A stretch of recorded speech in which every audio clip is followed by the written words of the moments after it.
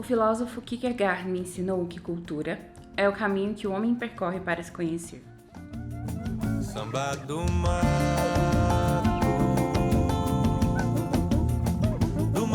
Grosso do Sul, Samba do Mato. A intenção é discutir o patrimônio literário de Mato Grosso do Sul. E para a gente conseguir discutir sobre patrimônio literário de Mato Grosso do Sul, a gente precisa discutir 3 pontos principais. Estado, o que é cultura e o que é patrimônio. O Estado, ele é literalmente uma estrutura que é abstrata, ela é criada por meio de leis, por meio de convenções e acordos comuns, em que as pessoas ali reunidas, teoricamente, têm interesses ou materiais, ou ideológicos, ou culturais semelhantes. Só que não é só isso. Ela tem esse âmbito político e ideológico que cerca toda a concepção de um Estado, a concepção geográfica, por exemplo, a nossa localidade, a fauna, a flora, o relevo, todas essas coisas que compõem o Estado, e a sociedade, que são as pessoas que aqui vivem.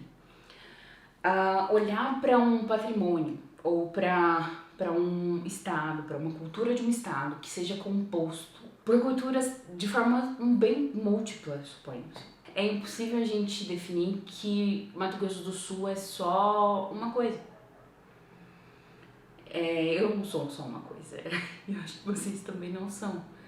Mas eu dependo da sociedade que eu estou inserida, e essa sociedade que eu dependo, de alguma forma eu afeto essa sociedade. E falo no pessoal porque eu acho que é mais fácil de compreender, assim. Patrimônio, para mim, é aquele bem cultural, seja ele material ou não, que acaba sendo reconhecido historicamente pelo seu valor público. Quando a gente pensa em patrimônio, em princípio, talvez por estarmos numa sociedade capitalista, o nosso primeiro pensamento vem normalmente na ideia de edificação, né, de patrimônio de um prédio. Acho que também isso tem uma tendência, um tanto quanto histórica, de reconhecer nas nossas matrizes arquitetônicas a genealogia daqueles lugares, né? Então, se a gente pensa numa paleologia da cultura, a primeira coisa que a gente busca dos povos antigos são as suas edificações, né? Mas eu acho que a gente busca isso porque foram as coisas mais sólidas que puderam sobreviver ao avanço do tempo e das intempéries. E talvez por isso a nossa primeira ideia de patrimônio que vem à mente seja a das edificações ou dos bens materiais físicos. Há muito tempo a noção de patrimônio já se expandiu para os bens imateriais e abstratos, para a gastronomia, para os cantos, enfim, para as coisas que não podem ser propriamente fixadas em bens materiais.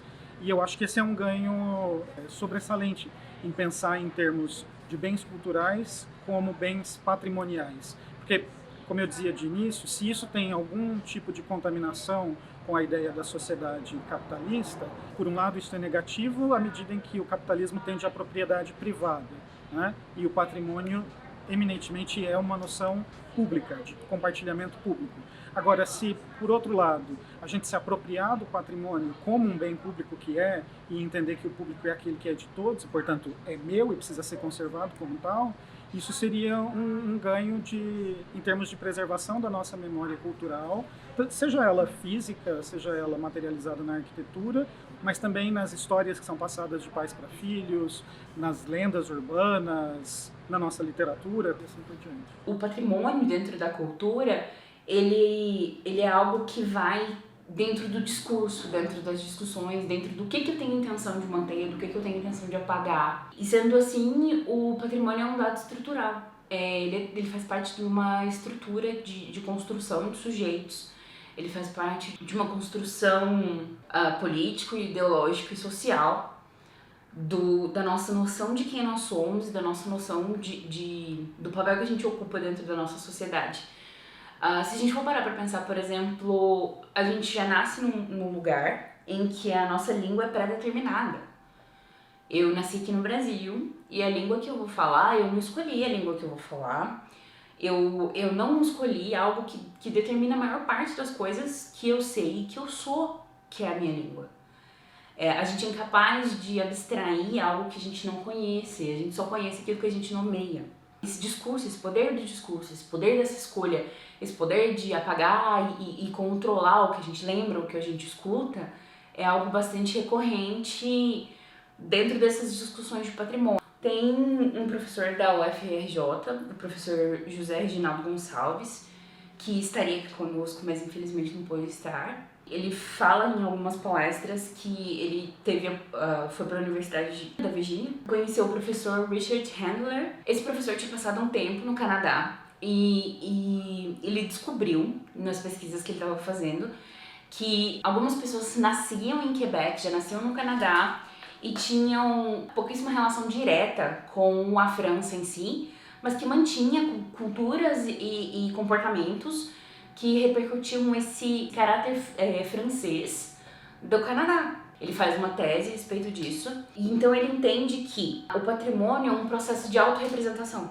Então, algumas composições do patrimônio são construídas da forma como as pessoas se auto-percebem e como elas se elaboram, e elas fazem isso e se elaboram na forma de patrimônio. A cultura, ela deriva do verbo latino, que é o verbo colere, e o verbo colere tem algumas acepções de significado, etimologicamente falando, e ele acabou se desenvolvendo para termos como colônia, como culto, porque ele tem significado de lugar, de adoração, mas o termo que nos encaminha para a cultura, como a gente vai usar nesse documentário, é o cultura. Com o decorrer do tempo e a língua, como a língua é algo vivo e ela acaba se modificando, claro que o latim não é mais uma língua viva, e ele acabou sofrendo abstrações em níveis muito extremos e chegou ao consenso, ao ponto de que cultura é um cultivo das habilidades ou das capacidades ou das especificidades humanas. Então, se a gente for parar para pensar, a cultura ela é composta por aquilo que faz e constrói e cultiva quem nós somos. E quando a gente leva isso para um patrimônio, para algo que é um fator social, um fato social total, algo que é gerado no seio dessas produções e uma pré-determinação coletiva de quem nós vamos ser, do que deve ser mantido, do que deve ser perdido. Unido junto com essa predisposição de que é o cultivo das especificidades humanas, então um patrimônio cultural seria uma definição coletiva daquilo que acaba construindo a nossa memória e a nossa concepção do que nós somos enquanto coletivo. Então, por isso, muitas vezes, manter um prédio, manter uma casa, manter, sei lá, guardar um quadro, pode ser muito significativo e muito importante para essa manutenção de quem nós somos, do lugar que a gente ocupa no mundo e do cultivo das nossas especificidades ou habilidades humanas. Tenho a impressão de que é um esforço natural procurar uma identidade estável para identificar as pessoas e as culturas, mas tenho a impressão de que, dada a natureza transitória do nosso Estado, pelo seu processo de colonização sempre ser de passagem, pelo fato de que, por exemplo, até onde é do meu conhecimento, a maioria dos povos indígenas que aqui habitaram antes dos brancos chegarem eram povos de transição, né? Estavam muito mais acostumados ao nomadismo ou a passagem pelo caminho de Peabiru, que passa por aqui, do que propriamente de uma coisa única. Mas acho mais ainda do que essa identidade única é uma ilusão, de que ela é uma invenção, de que a gente ainda tenta inventar o estado de Mato Grosso do Sul, especialmente pensando que ele foi forjado por meio de leis, por meio de um acordo político que criou um estado no mundo moderno, né? Quer dizer, você está ali na década de 70 inventando uma cultura que a prioristicamente existia porque as pessoas já existiam aqui, mas ela precisou ser inventada para marcar essa diferença em relação especialmente ao estado de Mato Grosso e a capital Cuiabá, né? Em termos gerais, parece-me que não há nada estável, ainda de que exista esse impulso de tentar criar uma identidade sólida para o estado. Se por um lado isso é natural, e acho que acontece em todos os estados e as regiões, assim como acontece com a identidade brasileira como um todo, por outro lado eu acho que a gente perde bastante, porque toda vez que a gente tem uma identidade e ela sequer é homogênea, ela apaga as diferenças. Então seria, a meu ver, uma oportunidade de aproveitar o estado ser jovem para que ele se assumisse como um lugar da diferença, como um lugar heterogêneo, e não como uma massa homogênea. Chaleira no fogão, pai e mãe em mate e prosa. O sol ainda dormia. Por que você resolveu começar a escrever? Olha, não teve um momento assim, vou começar a escrever. Foi uma necessidade mesmo. Eu sempre gostei de escrever e buscando leituras na internet, buscava blogs e sites, eu conheci outros autores e também senti vontade de começar a escrever também. O que você acredita que compõe a cultura do Mato Grosso do Sul? É um pouco complicado falar de tudo que compõe a nossa cultura, mas penso que principalmente a música, né, é um fator importante.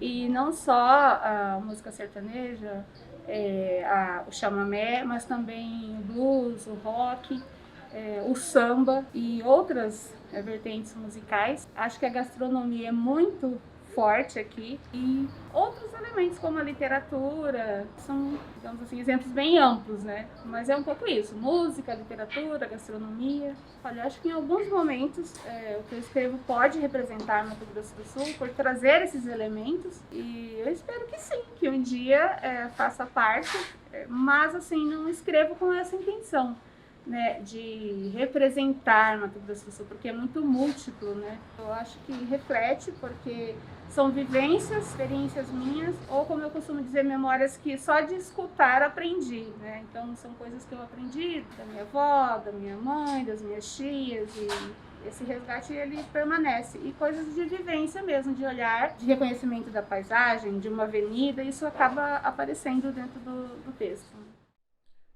Dancei guarânia e chamamé, com um homem de chapéu, mão na cintura, viola e voltas no salão. Sonha ele outros tempos, pensa agro e pantaneiro, mas não sabe ser. Eu que não queria estar estou, são assim os dias no asfalto. Li um livro que ninguém escreveu, dancei frente ao espelho, fiz uma oração ao universo e à fronteira que reside em mim.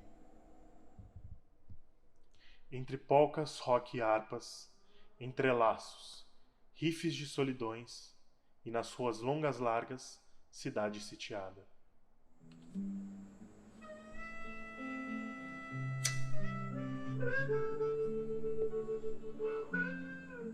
Tenho sonhos guaranis, ao som de blues, e isso é absolutamente solitário ao amanhecer. Que a minha escrita, de alguma forma, ela bebeu na essência fronteiriça, porque cidade pequena, então nós temos Bela Vista e Belha Vista. Há uma ponte, né, o rio Apa. É muito difícil você pensar a divisão entre os países, na verdade, você atravessa aquilo lá e você tem amigos do outro lado, seus amigos paraguaios vêm para cá. E existe toda uma relação de afeto, existem as pessoas que moram na fronteira, que acaba criando, que é a questão da própria linguagem, né? O portunhol, o castelhano, as expressões que se tornam características só daquela região, a gastronomia. Eu acho que é muito rico, né, essa vivência. E você tem a oportunidade de conhecer lendas, causos, e também é um espaço não de limitação, mas um espaço de compartilhar. Só que também existem as diferenças, a própria divisão e tudo mais, a própria questão da linguagem, que às vezes afasta e aproxima, mas eu acho que se perde um pouco quando você pensa apenas como um espaço de divisão. E na verdade é um espaço de multiplicidade. Eu penso que a fronteira é isso, ela é múltipla. Você poder ter a oportunidade de vivenciar toda a parte cultural, a parte das festas, a parte de convivência, é uma experiência muito rica. Eu tenho curiosidade de conhecer outras fronteiras assim para saber, porque acho que é muito positiva. Parecia que havia salido de algum livro de Manuel de Barros. Um personagem de carne, gosma, esperma, escama, sangre, osso, mistério. Escalar una montaña del lado brasileiro era escalar una planície del lado paraguaio. Escalar una montaña del lado paraguaio era escalar una planície del lado brasileiro.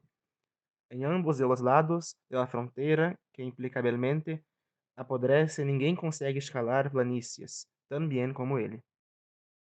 Quando eu achei o haikai da Tânia. Sobre o sobazinho, que é o frio de agosto, e do sobá sai o cheiro, o calor, o quentinho do acolhimento Okinawa. Essa compreensão de que num potinho de sobá estava misturado o lamen, que teoricamente é uma culinária não nossa, teoricamente não, literalmente é uma culinária não nossa, mas com ingredientes e com composições que tem aqui para que se pudesse produzir. Porque o soba é isso, é um lamen com coisas que tem aqui no Mato Grosso do Sul. É um lamen com ovo, porque aqui é mais fácil ter ovo em vez de Naruto. Um lamen com carne, com frango, com boi, ao invés de ter os outros condimentos, ou carne, ou que normalmente tem. E é muito interessante que aquilo me mostrou que não era só o Pantanal, sabe? Era uma construção de coisas. Porque o Mato Grosso do Sul, ele era antes, assim, ó, se a gente for pegar bem antes, assim, quem estavam aqui eram os povos originários, eram os indígenas, eram as pessoas que realmente viviam aqui e que infelizmente foram massacradas e dizimadas. Mas depois disso, o Mato Grosso do Sul é majoritariamente composto por pessoas que vieram de outros lugares. Não só o Mato Grosso do Sul, mas o Brasil inteiro, né? Quem estava aqui antes eram os povos originários e só. E se a gente for parar pra pensar, a cumbuquinha de sobá. É algo que não é nosso, transformado pela aquela concepção, por aquele conceito de Estado político, geográfico e social, que acabou sendo composto dessa forma. Frio em Campo Grande, na cumbuca quentinha, sabor de Okinawa. Justamente por ser bisneto, né, da família Guena, da família Shinen, eu senti que eu não sabia nada da minha família. Eu estudei na Escola Visconde de Kairu, que é uma escola de tradição japonesa, na qual foi responsável pela formação minha, da minha mãe e da minha avó. Então passaram 3 gerações pela escola. E eu vi que enquanto eu era aluno da escola, eu tinha contato com o público japonês ali, com o clube, fazendo atividades, participando de eventos culturais. E a partir do momento que eu saí, parece que eu quebrei esse vínculo e automaticamente quebrei o vínculo da minha família também com o clube. Porque eu acho que estava muito atrelado às atividades que eu fazia na escola, sabe? Então eu estava ali presente, então a gente participava. A partir do momento que eu saio, parece que todo mundo saiu junto. E eu vi que com os meus primos também foi assim, sabe? Com os meus tios, com os meus avós, todo mundo se distanciou um pouquinho da cultura japonesa. E aí eu tive vontade de entender um pouquinho mais como funcionava. Como aconteceu a história, quem chegou primeiro, o que foi cultivado primeiro.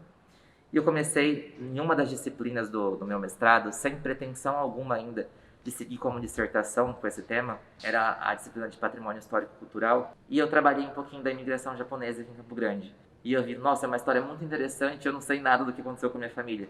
Porque como eu era o único descendente de japonês ali no meu mestrado, todo mundo começava a me fazer perguntas. Ah, mas e a sua família? Eu falei, não sei.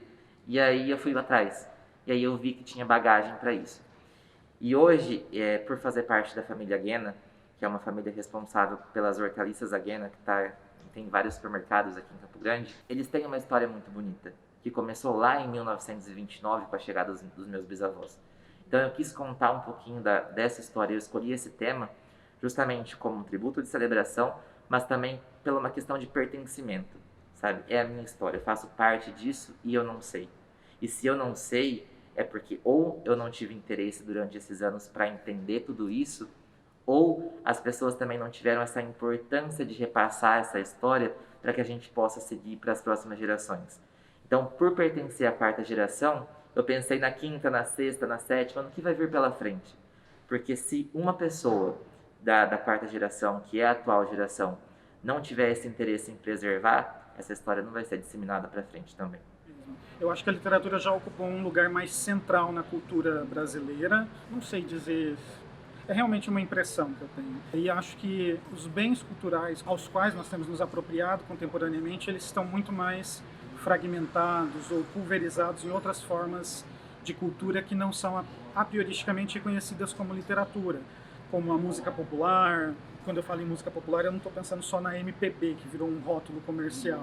falando de música popular mesmo, de funk, de música da quebrada, de rap, de slam, né? E também de cantiga de niná.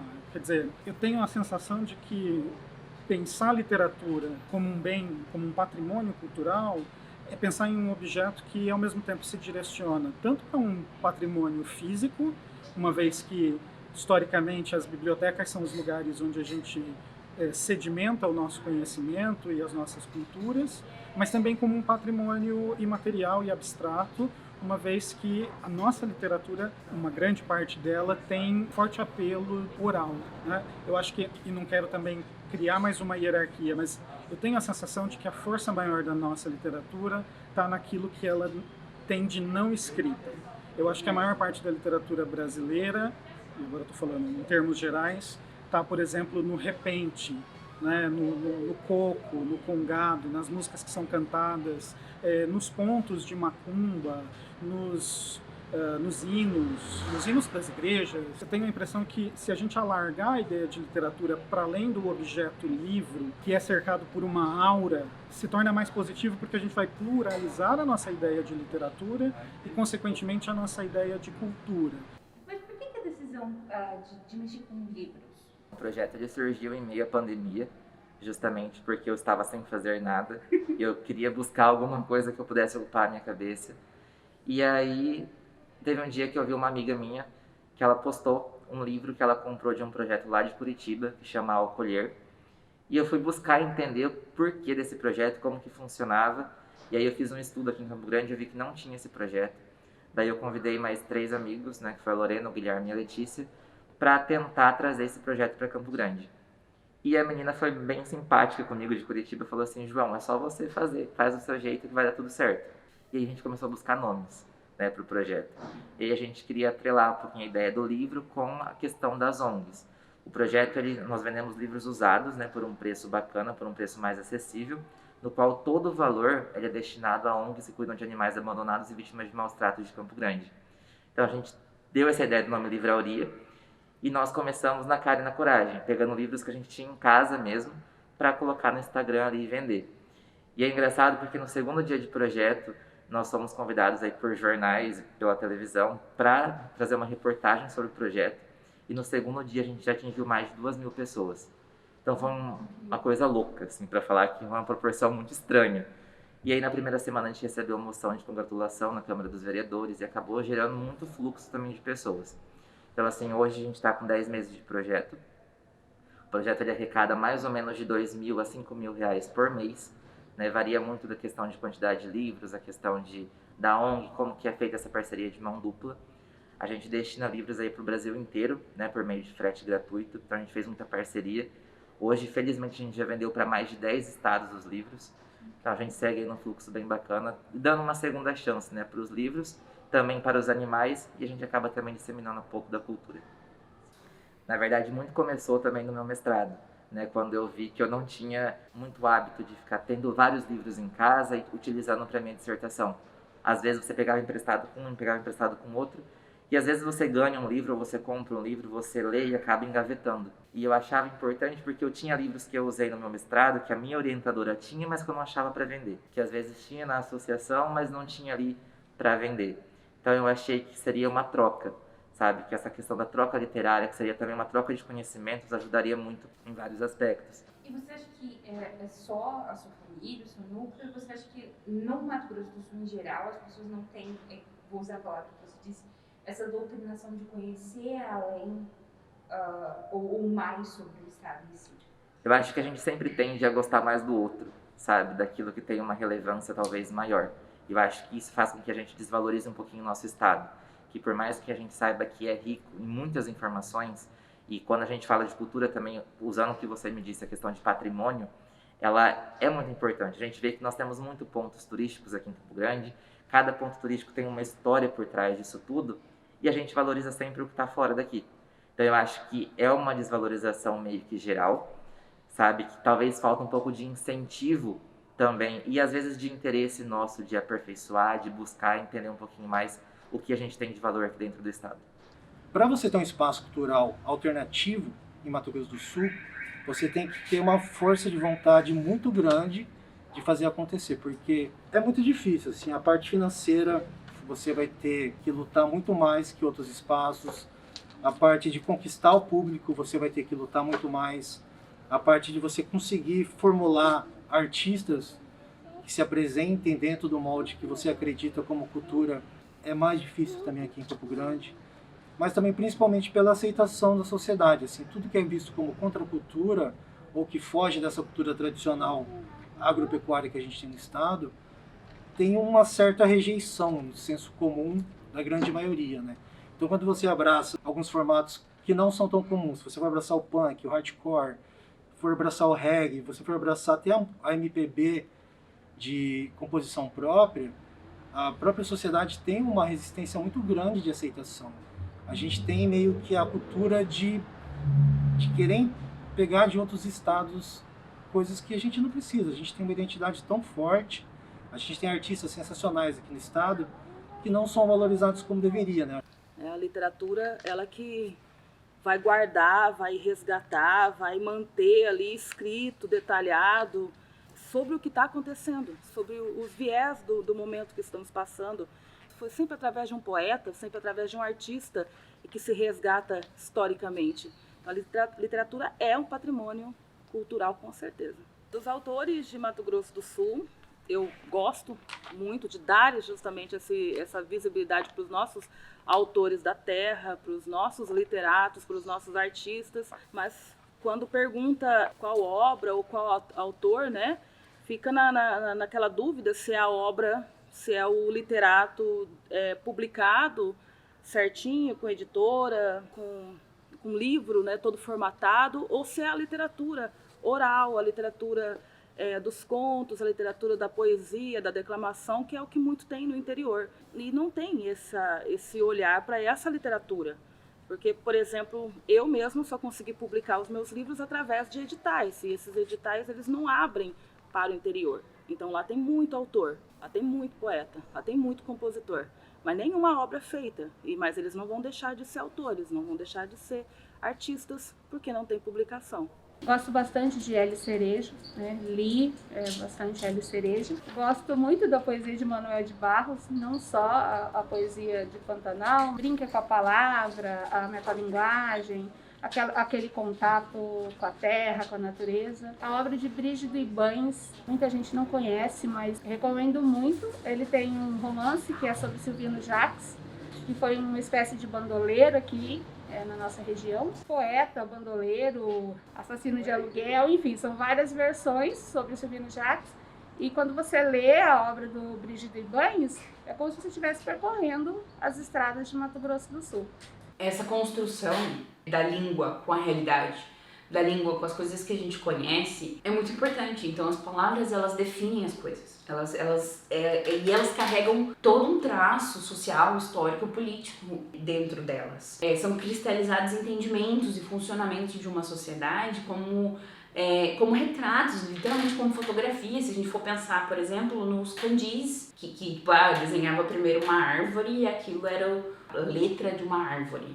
Com o tempo, aquilo foi se transformando e abstraindo até um nível extremo.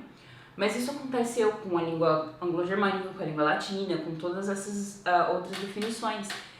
E opera o sistema de valores e de significados através da palavra. Na questão da linguagem, quando você fala da literatura e do regionalismo, e que você coloca fragmentos, palavras, ações ou formas de dizer do regional dentro da literatura, é o guardar, né, aquelas palavras, o guardar aquele regional, é ter o registro daquela determinada frase, daquela determinada prece, como na poesia Índia do Rio, de minha autoria, que é uma prece no Poionopi Deracueja, Caraguejá.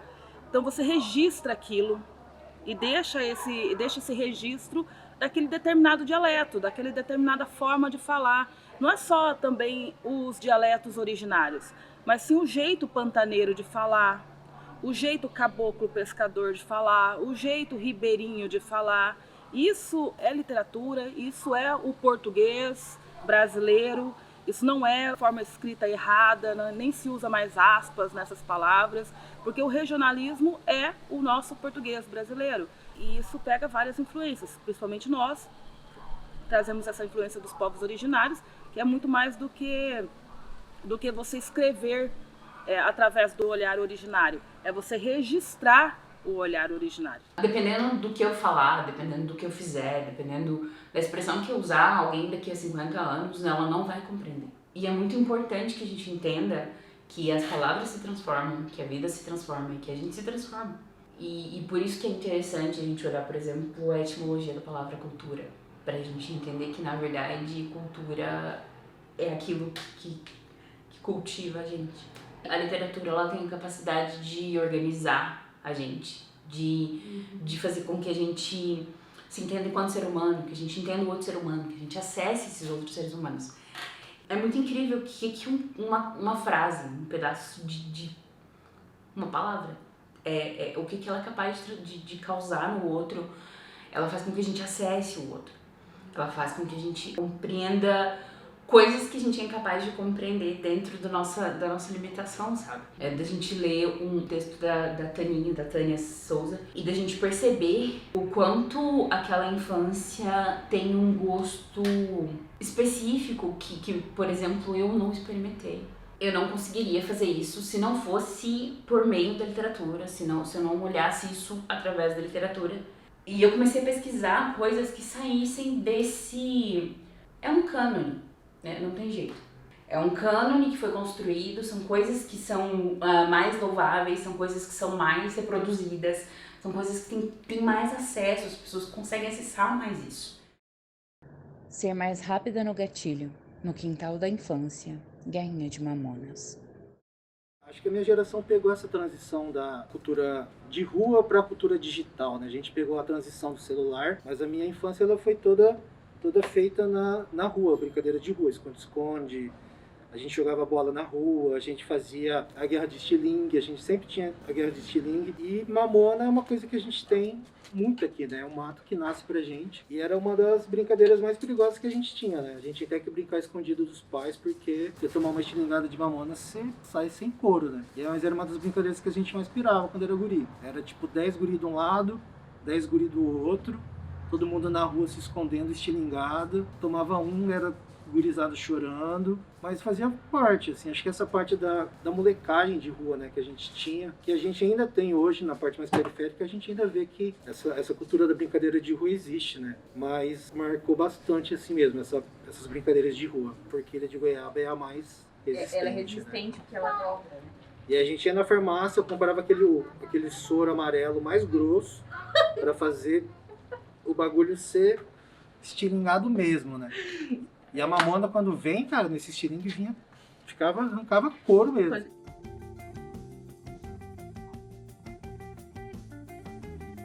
A minha avó, quando nasceu, ela tinha o seu corpo coberto por pena azul. E depois viu que já nem sequer estava mais nu. A minha mãe desaprendeu a linguagem de meus ancestrais. A minha avó morreu de desgosto. E minha mãe morreu de fé. Mas quando eu pari o meu filho lá nas margens do rio Jauru, eu sabia o que podia me acontecer. Pois eu sempre tive braço para poder plantar. Mas eu nunca tive terra para poder colher. E eu vi o meu menino morrer 3 vezes. Primeiro de fome, segundo de peste e depois de saudade. Pois o meu homem, que desceu esse rio, falando que voltava, eu nunca mais senti o seu cheiro. Ele fugiu como meu pai também fugiu. E ainda querem nos tirar nossas terras. E ainda querem nos tirar nossas crenças, os nossos costumes. No Poionopi Deracueja Caraguejá. No Poionopi Deracueja Caraguejá. No Poionopi Deracueja Caraguejá. Traga-me de volta o meu povo, o meu filho que a fome matou e o meu ventre que esse rio levou. Fica no Poionopi Deracueja Caraguejá. Não tem tradução ao pé da letra, porque o dialeto guató nunca foi estudado. Ele, o que sabe é que é um pedido de ajuda, um pedido de fortalecimento. Isso já me bastou. A escrita, para mim, foi um refúgio, né? Foi um refúgio do momento de adolescente ou pré-adolescente que eu estava passando, onde eu necessitava ter que escrever a respeito do que eu estava sentindo. Aí, com uma mudança de escola, é que um outro, você vê o olhar, né, diferenciado do professor, é que um professor viu, uma professora, né, viu o fato de eu escrever poesia, meu caderno está cheio de poesias, de textos, ou músicas. Então, daquilo, ele viu essa escrita, o quanto eu estava me dedicando, o quanto eu estava amando ter que colocar tudo no papel, e começou a usar isso dentro da escola. Aí eu comecei a escrever para as peças de teatro, para as apresentações culturais do grupo de teatro da escola. Aí, com isso, participar dos concursos, representar a escola. Aí a escrita já foi pegando outro corpo, né? Outra corpagem. Eu não tenho essa construção dentro de mim. Só que quando eu olho para outras culturas, por exemplo, nós tivemos a honra de ser recebidos na Associação Okinawa, e entender que tem todo um mundo que eu desconhecia ali. Eu fui capaz de conhecer mais sobre o estado e saber mais sobre o lugar que eu escolhi ficar, me ensinar mais sobre mim.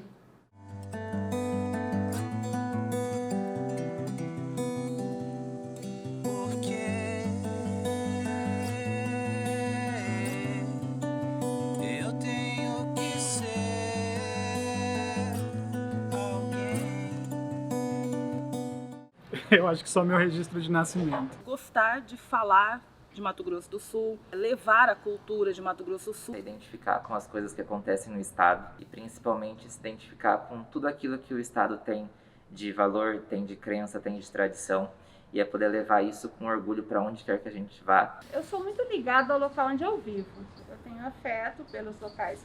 Então, eu acho que, sendo óbvio, mas o que me faz ser de Mato Grosso do Sul é ter nascido aqui e viver aqui. Mas, se eu for pensar afetivamente, o que me liga ao Mato Grosso do Sul, eu tenho uma paixão muito grande pelo pôr do sol, pelo céu no outono. É uma coisa que me toca muito quando eu morei um tempo longe daqui. Era uma coisa que eu tinha saudade.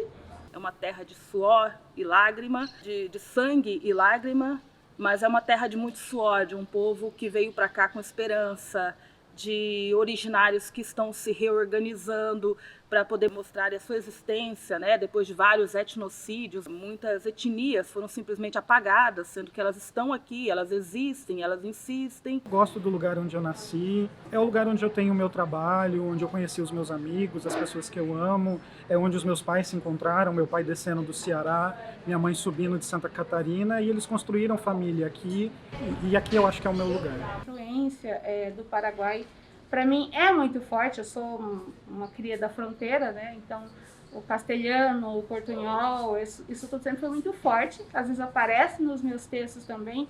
Eu tenho um orgulho muito grande de ter nascido em Campo Grande. É uma cidade que eu amo, é uma cidade que eu escolhi morar, é uma cidade que eu escolho criar os meus filhos, é a cidade que eu escolhi empreender culturalmente. Com orgulho de ser sul-mato-grossense, de se buscar interessar também pela história do estado e cada vez mais se identificar com as coisas que acontecem aqui. Então, ser sul-mato-grossense é valorizar e levar o que o Mato Grosso do Sul tem, que não é só o gado, né? O gado não é nosso, né? Ele só está aqui, mas o gado não é nosso. Nós somos a cultura originária. Nutre uma mentalidade ainda muito pequena para um estado que é muito rico financeiramente. Acho que a gente precisa repensar criticamente coisas como a exploração agropecuária. Isso faz parte da identidade sul-mato-grossense e precisa ser pensado criticamente. Mas, ao mesmo tempo, eu sei que isso traz riqueza para o estado, traz riqueza para o lugar onde eu estou. E se em algum momento eu reneguei essa coisa de ser de Campo Grande ou ser do Mato Grosso do Sul, hoje em dia eu posso dizer que eu sou com orgulho. A gente tem que mostrar tudo que a gente tem aqui no estado, principalmente nessa parte da cultura, né? É o idioma, é a gastronomia, né? É a sopa paraguaia, é o sobá, é a música, mas eu acho que o que me toca mais é o pôr do sol. Talvez isso seja ser sul-mato-grossense, é ser um cidadão do mundo, é ser um cidadão fronteiriço. Eu sou sul-mato-grossense porque eu não sou paulistano, porque eu não sou paraguaio, porque eu não sou cuiabano, porque eu não sou paranaense, mas ao mesmo tempo eu sou todas essas coisas ao mesmo tempo, né? Eu acho que é isso que me faz ser sul-mato-grossense. É meu amor por estar aqui, gostar dessa terra e querer levar, na verdade, o nome do estado para fora, assim. Acho que eu tenho realmente essa vontade, assim. Esse projeto não é só uma busca por enxergar nuances da cultura para além do imaginário pantaneiro. Não pretendemos negar a importância sociocultural dele, mas queremos conhecer mais de onde vivemos, mais sobre as pessoas, culturas, crenças que me rodeiam e nos rodeiam todos os dias, mais sobre esse lugar que eu escolhi e nós escolhemos chamar de lar. Como a busca por coisas que existiam antes de nós e o cultivo das coisas produzidas no nosso tempo fazem parte de quem nós somos.